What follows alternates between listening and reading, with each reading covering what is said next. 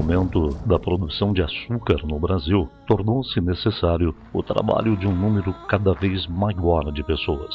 Inicialmente, os portugueses escravizaram os indígenas que aqui viviam. Depois, passaram a comprar pessoas na África e trazê-las para trabalhar como escravas no Brasil. Desde que eram presos na África até chegarem ao Brasil, os africanos escravizados percorriam uma longa trajetória repleta de sofrimentos e incertezas. Agora, eu quero convidar você para fazer uma viagem através do tempo na história da escravidão no período colonial.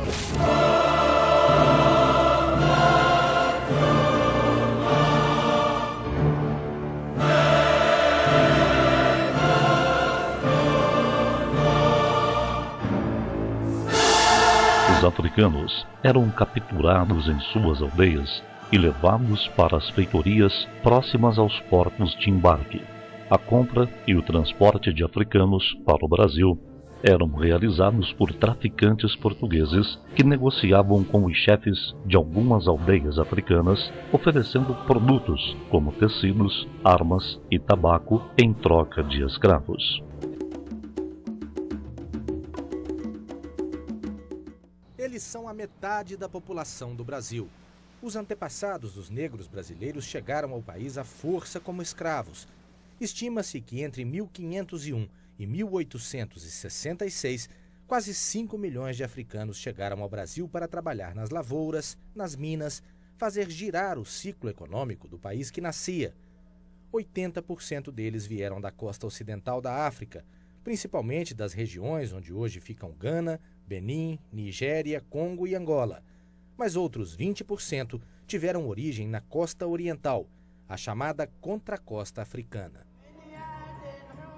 Eram pessoas que há muitos séculos recebiam influências dos indianos, dos persas e principalmente dos árabes. Os principais portos negreiros da contracosta africana ficavam em ilhas, como as de Moçambique. Muita gente tem me perguntado se eu não tenho um ressentimento acerca dos portugueses. Agora já são novas gerações, né? Então eles não são culpados, não têm culpa do que aconteceu. Do Ibo. Embarcavam meia-noite, ia a Brasil, América vender. E de Zanzibar. Hoje se acredita que os portugueses, que durante séculos lideraram o comércio de escravos, aprenderam a escravizar com os árabes da contracosta, que há centenas de anos vendiam pessoas para trabalhos forçados para os povos da antiguidade, como os otomanos e os persas. Quando buscavam o caminho marítimo para as Índias, os lusitanos se interessaram pelo negócio e passaram também a comprar escravos. Normalmente eram integrantes de tribos derrotadas em guerras e que eram vendidos pelos chefes vitoriosos aos comerciantes de mão de obra escrava.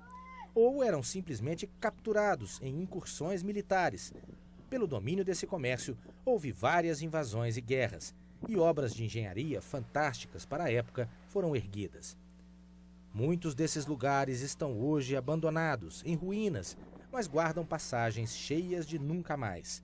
Quem partia nunca mais era visto, nunca mais os amigos, a família, a terra natal, nunca mais. No Brasil, os escravos da contracosta africana eram conhecidos por suas habilidades aprendidas com os árabes. Uma delas a capacidade de lidar com os metais e as joias. Alguns eram alfabetizados em línguas orientais e chegavam a ser mais instruídos do que seus senhores. A etapa seguinte era a viagem de navio até o Brasil.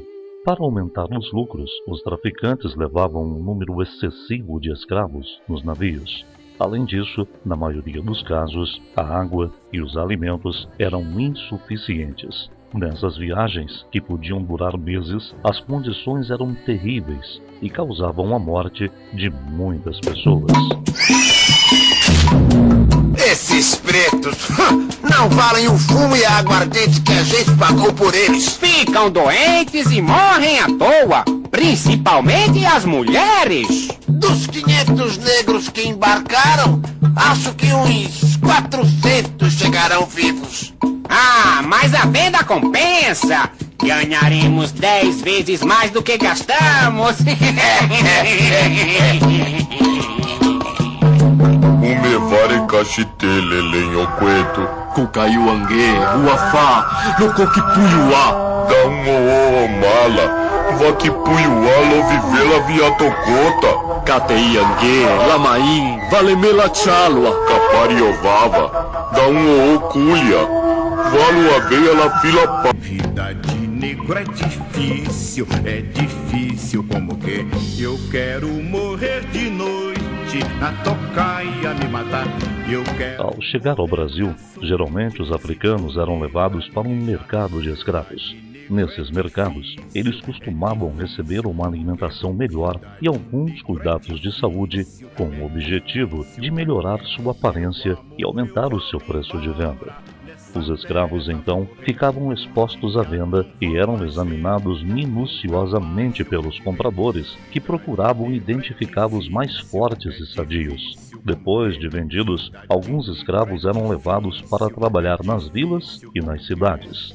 Porém, a maioria era levada à área rural para trabalhar na produção de açúcar.